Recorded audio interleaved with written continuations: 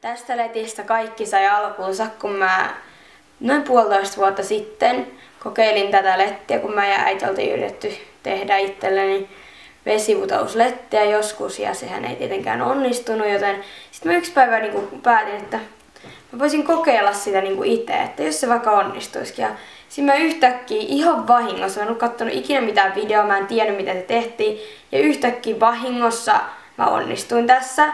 Ja siitä lähti sitten se, että mä innostuin tekemään lettejä. Mä yhdistin tätä lettiä erilaisiin lettikampauksiin, hyvin yksinkertaisista parista yksinkertaisesta letistä. Saa yhdistettyä vaikka mitä lettikampauksia jo.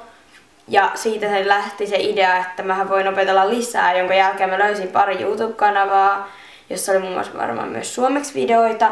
Ja mä katsoin niitä ja sitten kun mä aloin postaa liikaa mun yksityiselle käyttäjälle lettikuvia, mä ajattelin, että ne tekisi ihan eri instan näille leteille. Ja sitten mä päädyin tekemään tän mun lettikäyttäjän sinne instaan.